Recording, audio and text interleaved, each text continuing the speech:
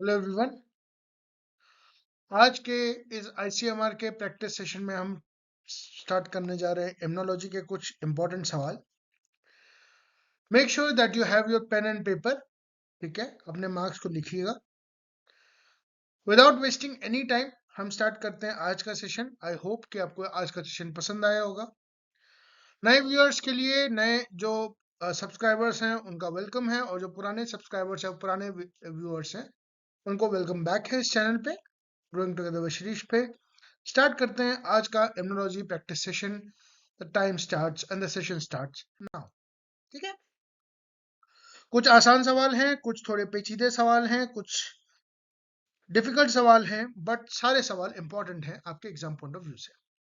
Okay, the first antibody that is produced during the primary immune responses. ये काफी आसान सा सवाल है। 2 सेकंड इसका आंसर सोचिए। 1, 2, 3, 4 और 5। देखिए इसका आंसर आईजीएम है। ठीक है, ये याद रखेंगे। एक चीज और याद रखेंगे, हालांकि पता होगा, आईजीएम जो है पेंटावेलेंट होती है। It's pentavalent. ये चीज याद रखेंगे। ठीक है, ठीक है। उसके बाद नेक्स्ट सवाल पे आते हैं। Class 2 MHC molecule present antigen mainly to. ये भी याद रखने की आसान सा सवाल है। ये आता है आपका CD4 टी सेल्स। ओके, उसके बाद आता है a hapten becomes immunogenic only when. Hapten क्या होता है? हेप्टेन एक स्मॉल मॉलिक्यूल होता है जिसका खुद एक ज्यादा इम्यूनोजेनिक नहीं होता। वो एंटीजेनिक जरूर होता है पर इम्यूनोजेनिक नहीं होता।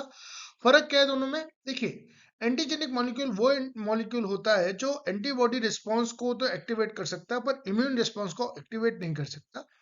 इम्यून रिस्पॉन्स में सिर्फ एंटीजन एंटीबॉडी इंटरेक्शन नहीं होता, उसमें और भी फैक्टर्स प्ले करते हैं, जैसे कि आपका सिस्टमिक इम्यून रिस्पॉन्स, कुछ सेल्स, कुछ हार्मोन, कुछ साइटोकाइंस, इन्फ्लामेसोम्स वगैरह वगैरह। ठीक है, तो हेप्टेन इम्यूनोजेनिक तभी बन सकता है जब वो एक प्रोटीन से बाइंडेड हो, ताकि उसका कॉम्प्लेक्सिटी बढ़ जाए।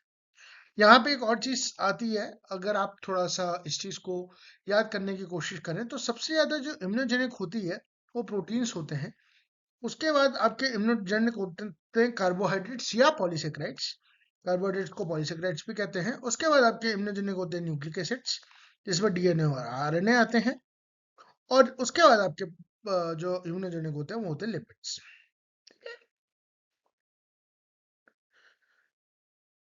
इस चीज को याद रखेंगे, ज्यादातर आपके जो इम्यूनोजेनिक होते हैं वो प्रोटीन्स होते हैं। उसके बाद आपका जो इम्यूनोजेनिक होते हैं वो आपके कार्बोहाइड्रेट्स या पॉलीसेक्राइड्स होते हैं। उसके बाद जो आपके इम्यूनोजेनिक होते हैं वो न्यूक्लिक एसिड्स होते हैं, और सबसे लास्ट में इम्यूनोजेनिक या लीस्ट इम्यूनोजेनिक आपके न्यूक्लिक एसिड्स होते हैं, लिपिड्स होते हैं। ये बात आप याद रखें। ठीक है, complement component initiating the classical pathway, ये भी याद रखने वाला सवाल है। इसमें कुछ ज्यादा आपको समझने की ज्यादा जरूरत नहीं है। That is C1Q। इसको मैं आपको हाईलाइट कर देता हूँ।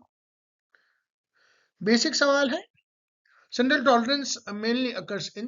पहली बात तो सेंट्रल टॉलरेंस का मतलब समझेंगे। सेंट्रल टॉलरेंस का मतलब ये होता है कि एंटीजन प्रेजेंट है, लेकिन आप फिर भी उसके अगेंस्ट कोई इम्यूनोजन या इम्यूनोजन रिस्पॉन्स नहीं शो कर रहे। क्यों? क्योंकि वो एंटीजन सेल्फ एंटीजन है।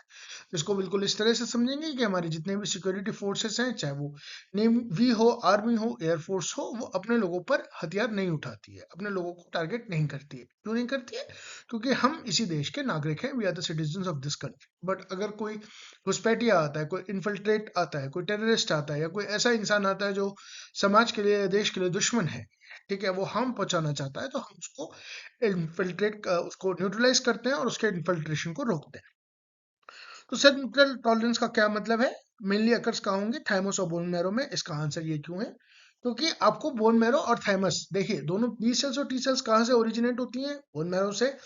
In fact B cell bone marrow में ही मैच्योर होती है, और टी सेल थाइमस में जाके, जिसको हम थाइमिक एजुकेशन का भी नाम देते हैं, वो थाइमस में जाके आपकी एजुकेट होती है, मैच्योर होती है। तो सेंट्रल टॉलरेंस मेनली अकर आती है आपकी थाइमस और बोन मैरो में। आगे चलते हैं।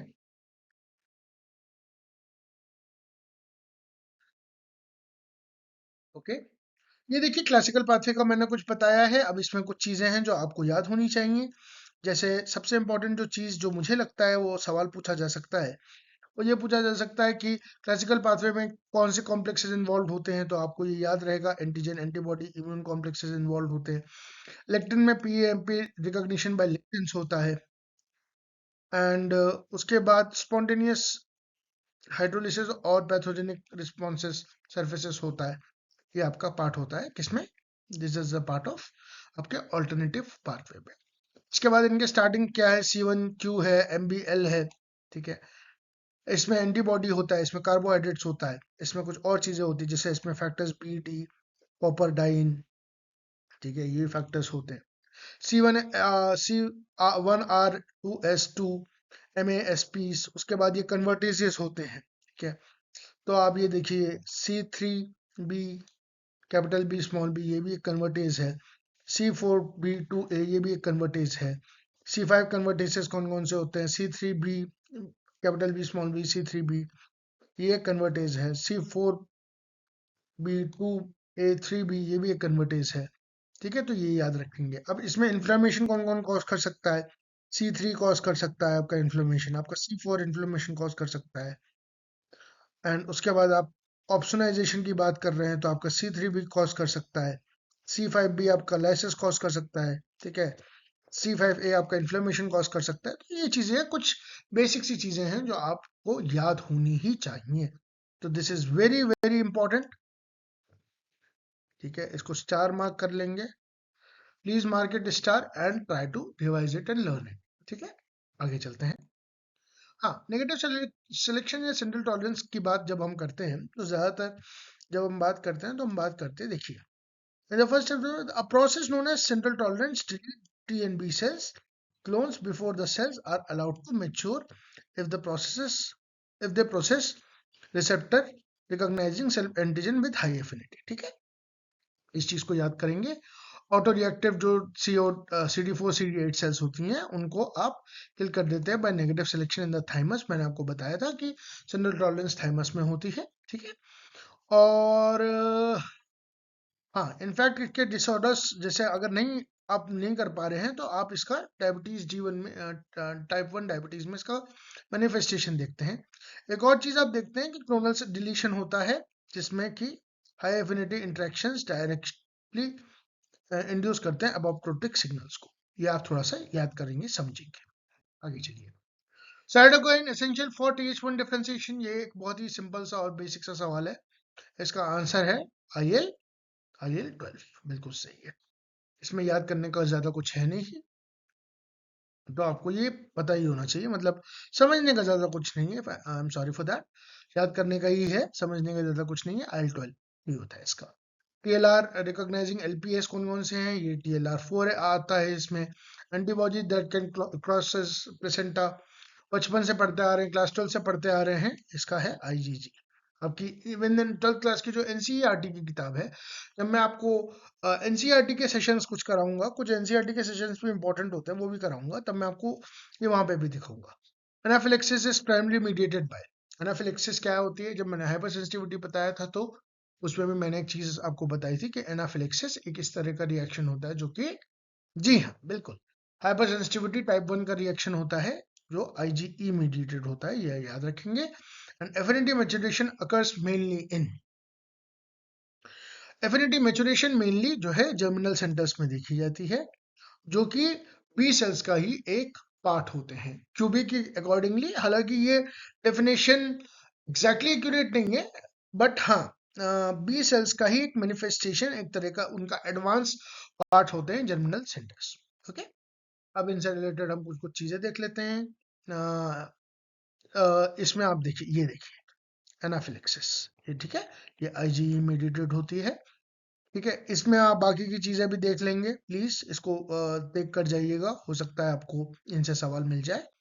आगे आप ये देखिए कि इंटरल्यूकिन 2 जो है वो क्या करता है, इंपॉर्टेंट फॉर इंटरल्यूकिन 12, सॉरी, ये differentiation of subset of helper T cells जो इंड्यूस करते हैं interferon gamma production by T cells and NK cells and enhances NK and cytotoxic T cell activity, okay। उसके बाद आप देखते हैं TLRs, ये सारे के सारे आप TLRs देखिएगा प्लीज, ये सारे के सारे TLRs आप देखेंगे, ठीक है। और जैसे कि मैंने आपको बताया TLR4 जो है LPS के लिए होता है, उसके बाद आप TLR3 डबल स्टैंडर्ड के लिए देख सकते हैं, TLR2 पेप्टोग्लाइकेंस के लिए देख सकते हैं, TLR1 ट्राई सेल लाइपोपेप्टाइड्स के लिए देख सकते हैं, उसके बाद ग्राम नेगेटिव बैक्टीरिया के लिए TLR4 है, ग्राम पॉजिटिव के लिए TLR2 है, उसके बाद जैसे ये आपका मलेरिया पैरासाइट के लिए आजकल माइकोबैक्टीरियम ट्यूबरक्लोसिस आप ज़्यादा पढ़ने में आ रहा है कि दोबारा से रिकेन कर रहा है, तो ग्राम पॉजिटिव बैक्टीरिया के लिए TLR6 है, ठीक है। ये आप देख लीजिए कि इनमें लिगेंड्स कौन कौन से होते हैं, CpG अनमिथाइलेटेड डाइन्यूक्लियोटाइड बैक्टीरियल DNA, ये TLR9 का पार्ट होता है। तो ये कुछ ऐसी चीजें हैं जो मेरे ख्याल से अगर आप पढ़ के जाते हैं तो आपको काफी बेनिफिट मिलेगा, तो इसको भी आप इम्पोर्टेंट मार्क करके चलते हैं। प्लीज इनको याद कर लीजिए। अब देखिए इसमें मैं ये नहीं कह सकता कि इसी से सवाल आएगा, बट हाँ इससे मैच द कॉलम भी सवाल आ सकता है, उससे डायरेक्ट एक डायरेक्ट क्वेश्चन भी आ सकता है। ये मैच द कॉलम के लिए मैच के लिए बहुत इंपॉर्टेंट है, ठीक है, पूछा जा सकता है। Okay, T independent antigens are typically, ये टी इंडिपेंडेंट एंटीजेंस अब कहाँ देखने को मिलता है आपको, थोड़ा सोचिए। जी हाँ, बिल्कुल सही है, डी इसका आंसर होगा, पॉलीसेक्राइड्स का आंसर होता है कि इंडिपेंडेंट एंटीजेंस आपको पॉलीसेक्राइड्स देखने में मिलते हैं। उसके बाद ऑप्शनाइजेशन, ऑप्शनाइजेशन अभी हमने पढ़ा, कौन सा फैक्टर ऑप्शनाइजेशन कराता है वो याद रखेंगे। उसके बाद ऑप्शनाइजेशन का क्या काम रहता है, ऑप्शनाइजेशन का जो काम रहता है वो बेसिकली फेगोसाइटोसिस को एनहांस करने का काम रहता है, इस चीज को याद रखेंगे। ओके, उसके बाद कॉम्प्लीमेंट ये sorry, the cell crucial for virus killing infected cells are, ठीक है, वायरस किलिंग इन्फेक्टेड सेल्स में NK सेल्स रिस्पॉन्सिबल होते हैं, ठीक है। उसके बाद एनर्जी, एनर्जी अभी मैंने आपको बताया जब सेंट्रल टॉलरेंस की मैंने आपसे बात बताई थी, सेंट्रल टॉलरेंस में से क्या होता है, सेंट्रल टॉलरेंस में हम अपने सेल्फ एंटीजेंस को के अगेंस्ट इम्यून रिस्पॉन्स को नहीं एक्टिवेट करते हैं, तो फंक्शनल इनएक्टिवेशन, यही इसी का एक साइंटिफिक टर्म है एनर्जी, फंक्शनल इनएक्टिवेशन कर देते हैं, इसमें कुछ को स्टिमुलेटरी सिग्नल्स को हम इनहिबिट करके रखते हैं, ठीक है, इस चीज को याद रखें। ओके, अगेन बहुत इंपॉर्टेंट सवाल है, मुझे लगता है ये एग्जामिनर्स का फेवरेट सवाल होता है ज्यादातर, 15 सवाल कि class switching recombination requires, class switching recombination में क्या क्या होता है, उसमें एक एंजाइम होता है AID एंजाइम, जो कि क्लास स्विचिंग में हेल्प करता है, ये आपको याद हो रखना होगा। अब इनका कुछ वो देख लेते हैं, सोर्सेस देख लेते हैं, तो देखिए opsonization is traditionally described as a process to enhance the phagocytosis, ये आप ठीक है। नेक्स्ट सवाल पे आते हैं, अब हम बात करने जा रहे हैं आपके minimum immunoglobulin of the mucosal secretion is, ये वाला क्या है इसका आंसर, इसका आंसर है IgA, ये डाइवेलेंट होता है, ये याद रखिएगा, ठीक है। उसके बाद मोस्ट एफिशिएंट APC यानी antigen presenting cells for naive T cells are, बहुत इंपॉर्टेंट सवाल है, ये डेंड्रिटिक सेल्स होते हैं, इन्हें भी आप याद रखिएगा, ठीक है। उसके बाद डिलेड टाइप हाइपर सेंसिटिविटी क्या कहाँ पे आती है, ये मैं हाइपर सेंसिटिविटी जब आपको पढ़ाया था टेबल वाइज, तो उसमें भी मैंने आपको बताया था, इसको हम सेल मीडिएटेड हाइपर सेंसिटिविटी भी कहते हैं, and this is type 4 hyper sensitivity, ठीक है। Okay, structure unique to TCR that is not present in antibodies but unique to TCR is CD3 association, इसको कैसे याद रखेंगे, वैसे तो इसमें ऐसा कुछ याद रखने वाली बात नहीं है, बट फिर भी अगर आपको एंटीबॉडी का एक सेकंड, अगर आपको एंटीबॉडी का स्ट्रक्चर याद होगा तो इस तरह का स्ट्रक्चर होता है, ठीक है,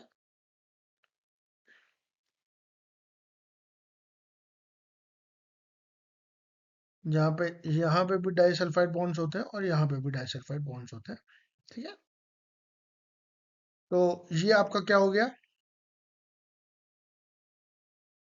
कांस्टेंट रीजन, तो कांस्टेंट रीजन है आपका, यानी ये तो नहीं हो सकता। उसके बाद आता है आपका वेरिएबल रीजन, वेरिएबल रीजन आपका ये हो गया,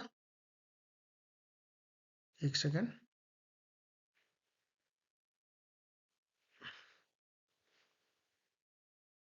वेरिएबल रीजन आपका ये हो गया,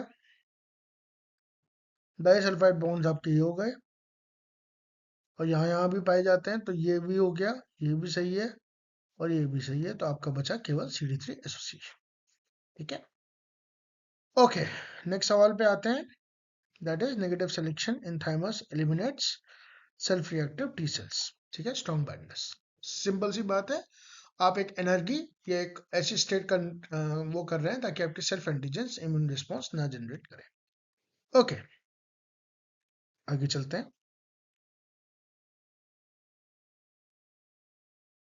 कॉम्प्लीमेंट मेम्ब्रेन अटैक अभी पहले पढ़ा था हमने। कॉम्प्लीमेंट मेम्ब्रेन अटैक कहाँ पे काम आता है, अगर आपने ध्यान से देखा हो वो टेबल, तो वो आता है आपका, ये देखिए, C5b C9 में। एडीसीसी, एडीसीसी होती है एंटीबॉडी डिपेंडेंट सेल साइटोटॉक्सिसिटी। वो कौन आपके मीडिएट करता है? मेनली ये मीडिएटेड होती है आपकी एनके सेल्स के थ्रू। फटाफट करेंगे सवालों को, ज्यादा टाइम नहीं लगाएंगे। Pyrogenic, most pyrogenic cytokine is IL-B, IL-1 beta. Pyrogenic का मतलब क्या होता है? पायरोजेनिक का मतलब जो टेम्परेचर को इंक्रीज करे। ज्यादातर इसका जो रिलेशन होता है वो फीवर से होता है। It is basically related with fever. ठीक है, ओके। अब आते हैं, immune privilege refers to sites protected from immune attack. ये बात याद रखेंगे। इसमें एक ऑर्गन आता है जो ब्रेन होता है आपका, control and command centre of the body. ठीक है, ये आपका बेसिकली इम्यून प्रिविलेज से थोड़ा सा इसमें होता है। इसका मतलब ये होता है कि इसमें इम्यून सिस्टम का ज्यादा इंटरफेरेंस नहीं होता है। इसका मतलब ये नहीं है कि इस पर कोई भी जो पैथोजन या एंटीजन आके अटैक कर दे और खराब कर दे, नहीं। इसमें डेंड्रिटिक सेल्स होती हैं, न्यूरॉन्स अपने न्यूरल सिस्टम्स के अपने डिफेंस सिस्टम्स होते हैं, बट इस पे कन्वेंशनल बी और टी सेल टाइप के इम्यून सिस्टम्स कम पाए जाते हैं। मतलब रिसर्च चल रही है अभी भी, और इनफैक्ट न्यूरो इम्नो इम्नो मेटाबॉलिज्म पे तो बहुत रिसर्च चल रही है, न्यूरो इम्नो केमिस्ट्री में, इम्यूनोबायोलॉजी में, न्यूरो इम्यूनोबायोलॉजी में, तो उसमें कुछ अभी रिसेंट डेवलपमेंट्स दिखे हैं, बट ज्यादातर ब्रेन को हम इम्यून प्रिविलेज मानते हैं, जहाँ पे हमें डायरेक्ट इम्यून अटैक नहीं देखने को मिलता है। बी सेल का कोर रिसेप्टर क्या है, ये भी याद रखने वाली चीज है, CD19। ठीक है, ओके। ये पी में थोड़ा सा ऐसा कर दो, और मैं, हाँ, टेम्परेचर, फीवर, पायरोजेनिक होता है। ओके, आगे चलते हैं। हाँ, देखिए, CD19 का क्या काम है, ये क्या होता है, इट्स अ पार्ट ऑफ को receptor with CD21 and CD81, critical signal transaction.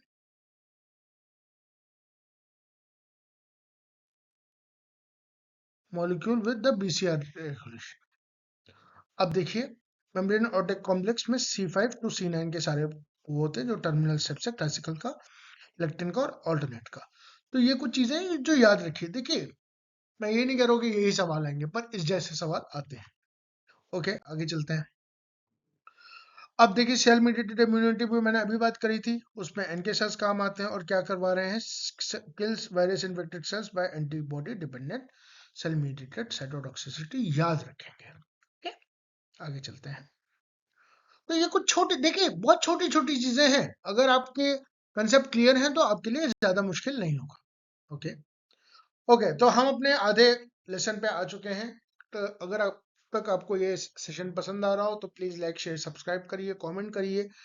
मैं आपको इसका PDF भी दे दूंगा ताकि आपका बहुत अच्छे से काम बन जाए, and you will gain a lot of help from these sessions. मेरा ऐसा विश्वास है कि अगर आप इन सेशंस को ईमानदारी से करके जाएंगे तो you will get a lot and lot of help from these sessions. Okay, अगले सवाल पे आते हैं without wasting any time. Cross presentation क्या करता है?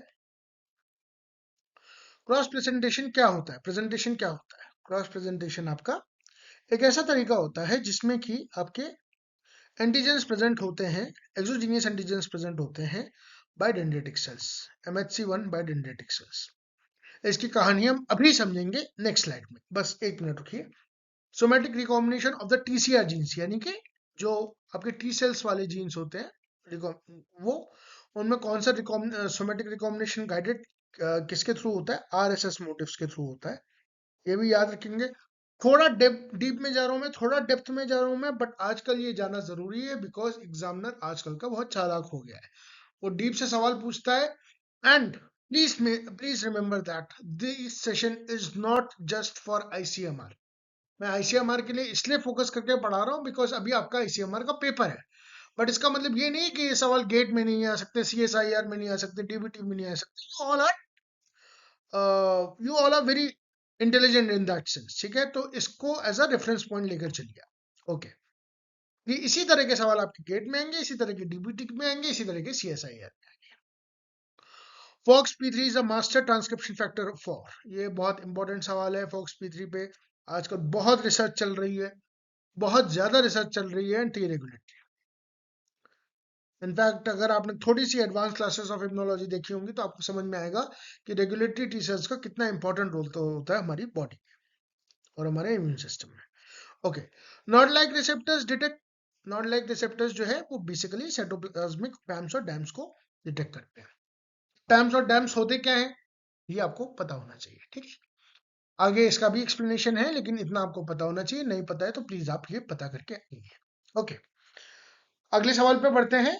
डिटेक्ट इन C1 इनहिबिटर कॉजेस, ये मेरे ख्याल से थोड़ा सा ट्रिकी सवाल है या थोड़ा सा हार्ड सवाल में है, ये शायद आपको ना पता हो। आप नेगेटिव के थ्रू या एलिमिनेशन मेथड के थ्रू इसको कर सकते हैं चाहें तो। वैसे इसका आंसर होता है हेरिडिटरी एंजियोडेमा, ठीक है। अब इसके हम थोड़े से एक्सप्लेनेशंस की तरफ भी मूव करते हैं। इसको देख लीजिए। देखिए, क्रॉस प्रेजेंटेशन या क्रॉस प्राइमिंग का मतलब क्या होता है। The phenomena of cross presentation requires internalized antigens that would normally be handled by exogenous pathway, leading to class 2 MHC presentation somehow become redirected to class 1 peptide loading pathway। अब समझिए इसको ध्यान से समझिए। आपका एक एंटीजन है जो एक्सोजीनियस है। एक्सोजीनियस एंटीजन आपका क्लास 2 MHC के थ्रू प्रेजेंट होगा, ठीक है। ये नॉर्मल केस है, ये होता ही है। लेकिन कभी कभी ये समहाउ एक्सोजीनियस एंटीजन जब क्लास 1 के थ्रू आपका प्रेजेंट होने लगे, क्लास 1 MHC के थ्रू, ठीक है, तो ये इसके इसके रास्ते न जाकर ये अब दूसरा रास्ता, एक ऑल्टरनेटिव पाथवे आपका अपना रहा है। तो यही है आपका क्रॉस प्रेजेंटेशन, ठीक है। ये क्या करता है, ये सीटीएल रिस्पॉन्सेस को एक्टिवेट करता है। सीटीएल रिस्पॉन्सेस मतलब साइटोटॉक्सिक टी सेल रिस्पॉन्सेस, और क्या है, इसी को हम क्रॉस प्राइमिंग कहते हैं। और जब इसका इंडक्शन या इस प्रेजेंटेशन से कोई ज्यादा फर्क नहीं पड़ता है तो हम इसी को क्रॉस टॉलरेंस कहते हैं। अब ऐसा इम्यून सिस्टम क्यों करता है, ये एक रिसर्च का क्वेश्चन है, आपका रिसर्च टॉपिक भी हो सकता है फ्यूचर में, ठीक है। हालांकि इस पे काफी रिसेंट डेवलपमेंट्स आए हैं, बट मेरे ख्याल से ये वो क्लास नहीं है जहां पे हम उन डेवलपमेंट्स के बारे में ज्यादा बात करें। ओके, आगे चलते हैं। एक minute, sorry for my writing. मेरे ख्याल से मेरे पास मार्च या अप्रैल तक थोड़े अच्छे और बेहतर टूल्स आ जाएंगे, तब मैं और अच्छे से आपको लिख लिख के पढ़ा पाऊंगा। खैर, एविडिटी रिफर्स टू, ये बहुत अच्छा क्वेश्चन है, one of my favourite question है। इस पे एविडिटी क्या होती है, एविडिटी होती है total strength of a multivalent binding. ये क्या होती है ये भी मैं आपको अभी बताऊंगा। Okay, main mechanism of peripheral T cell tolerance, ये तो मैंने आपको बताया है। टी सेल टॉलरेंस का जो मेन मैकेनिज्म है वो बेसिकली ये रेगुलेटरी सेपरेशन या एनर्जी है। अभी इससे मिलता जुलता एक और सवाल आएगा, वहां पे थोड़ा सा गेम होगा, ठीक है। Cancer immunotherapy check point is, ये अगेन याद करने वाली चीज है। अगर आपको आता है तो अच्छी बात है, नहीं आता है तो प्लीज इसको थोड़ा सा वो कर लीजिए, याद कर लीजिए। पर इसका आंसर है CTLA4। पर इसका एक डिसएडवांटेज भी है, इस चेक पॉइंट का बनाने का एक डिसएडवांटेज भी है।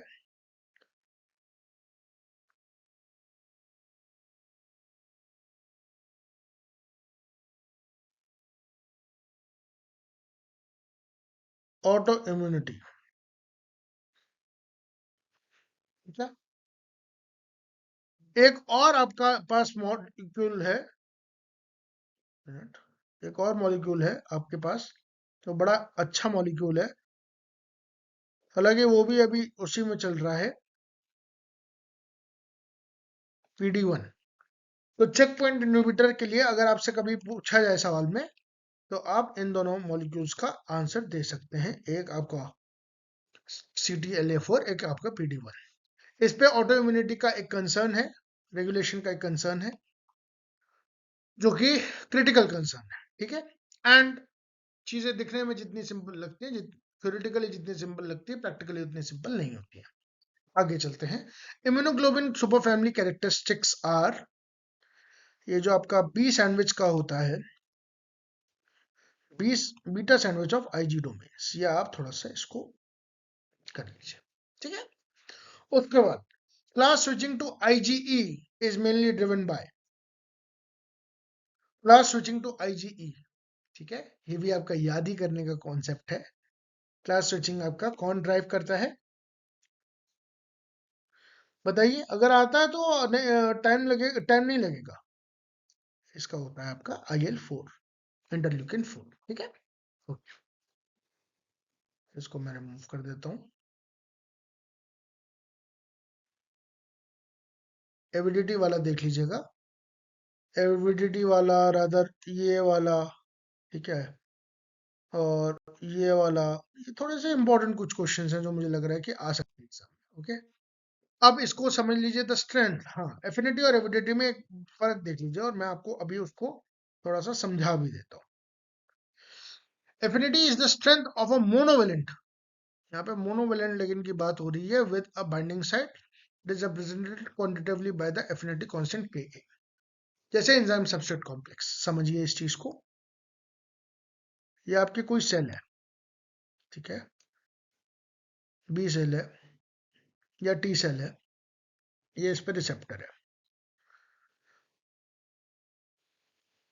और ये इसका एंटीजन है। इनके बीच का जो इंटरेक्शन है, that is represented by affinity.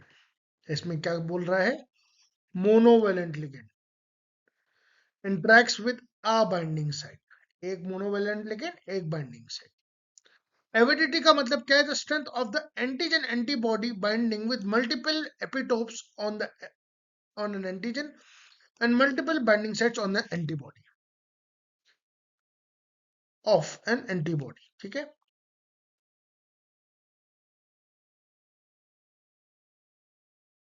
the strength and of an antigen antibody when multiple epitopes are on an antigen and multiple binding sites of an antibody। ठीक है, ये आपकी एंटीबॉडी है, आपका एक एंटीजन यहां से चिपका है, एक एपिटोप आपका यहां चिपका है, ठीक है, एक एपिटोप आपका यहां चिपका है, ये आपकी एविडिटी को शो करता है। ठीक है, और यहाँ पे मल्टीपल साइट बाइंडिंग होती है ऑफ एन एंटीबॉडी की, ये बात याद रखिएगा, प्लीज इस बात को याद रखिएगा। ठीक है, इंटरल्यूकिन 4 जो है वो ES2 सेल्स को कराता है स्टिमुलेट, और क्लास स्विचिंग टू IgE कराता है, ये आपको पता होगा। ओके, ठीक है,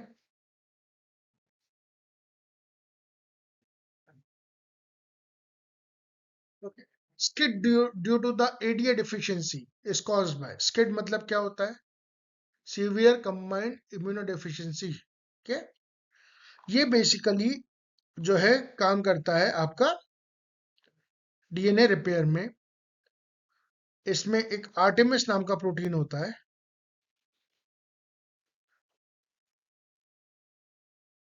जो बेसिकली काम नहीं कर पाता, इस वजह से ये प्रॉब्लम हो जाती है कुछ स्किड के केसेस में।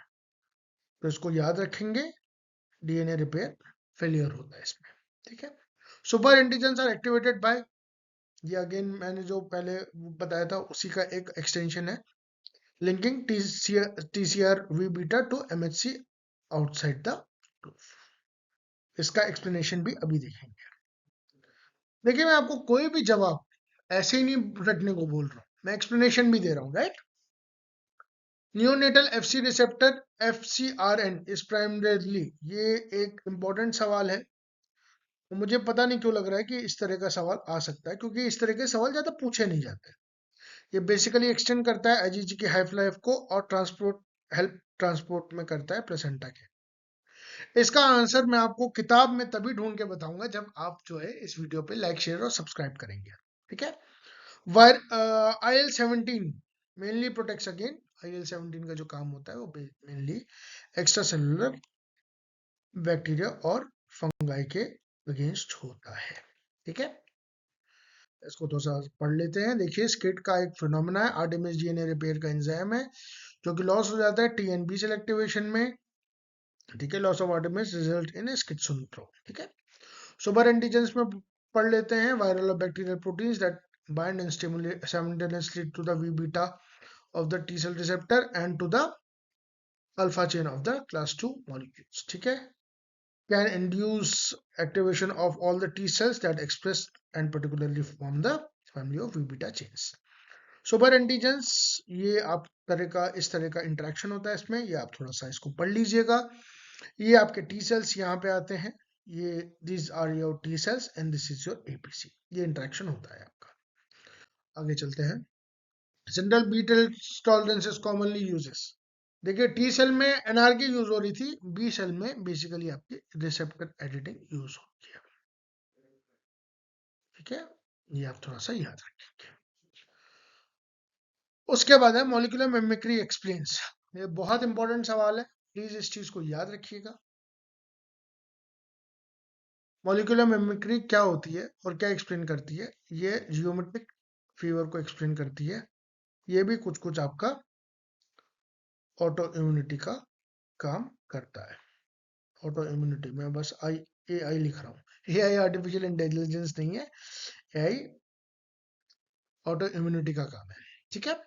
NADPH oxidase defects leads to, बहुत आसान सवाल है। NADPH oxidase defects leads to chronic granulomatous disease, याद रखने वाली चीज है, याद रखेंगे, आराम से आगे बढ़ेंगे, ठीक है।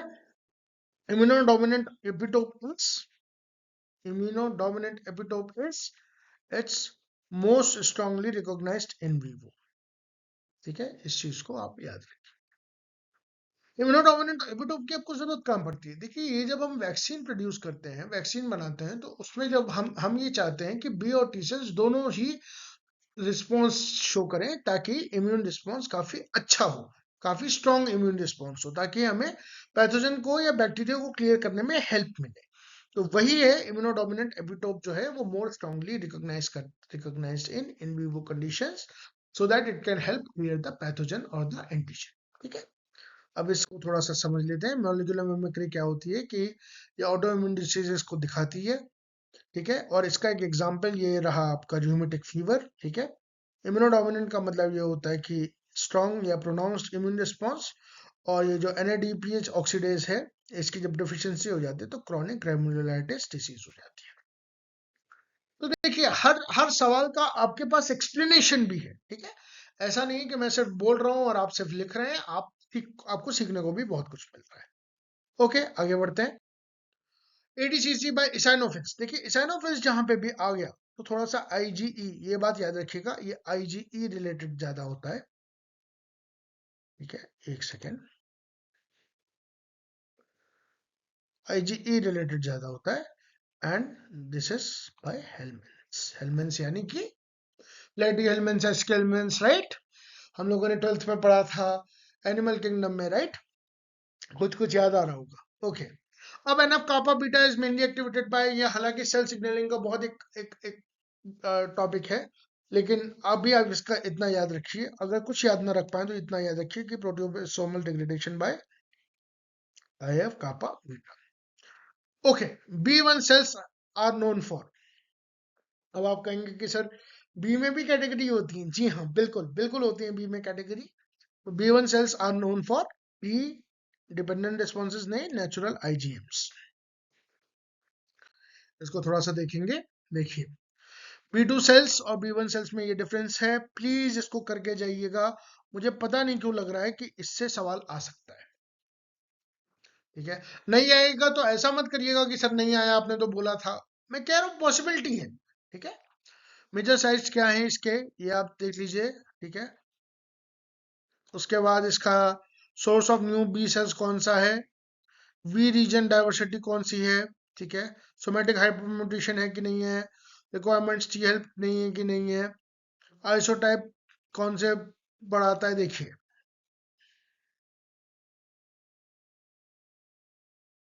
ठीक है।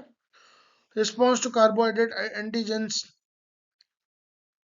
ये देख लीजिए, रिस्पॉन्स टू प्रोटीन एंटीजेंस, ये देख लीजिए, मेमोरी, ये देख लीजिए, और finally check this. Okay okay, आगे चलते हैं। द डेंजर मॉडल एम्फेसाइजेस, ये काफी सिंपल सी चीज है, response to tissue damage and stress.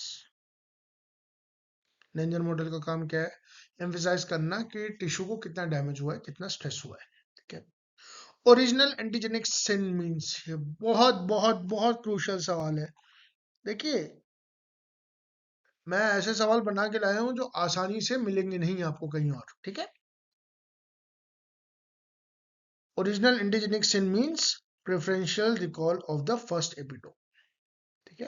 आइए, डेंजर मॉडल का क्या है, डेंजर सिग्नल्स है डैमेज एसोसिएटेड मॉलिक्यूलर पैटर्न्स, जो मैंने पहले दिखाए थे। तो पैम्स का मतलब क्या हो गया, पैथोजन एसोसिएटेड मॉलिक्यूलर पैटर्न्स, बिल्कुल सही, ठीक है। तो आपको डेफिनेशन भी पता हो गई, ये थोड़ा सा पढ़ लीजिएगा, ये मैंने नेट से गूगल से थोड़ा सा सर्च करके आपको दिया है। Inflammasomes primarily activate, inflammasomes primarily क्या एक्टिवेट करते हैं, अगेन याद करने की चीज है, IL-1 beta and IL-18, interleukin 1 beta and interleukin 18। HIV evades immunity by, सबको पता है, ये तो 12th क्लास से पढ़ रहे थे हम लोग, एंटीजेनिक वेरिएशन एंड CD4 डिप्लीशन। CD4 सेल्स की क्वांटिटी कितनी कम हो जाए कि हम उसे HIV कंसीडर करते हैं, या आप मुझे होमवर्क में बताएंगे, ठीक है।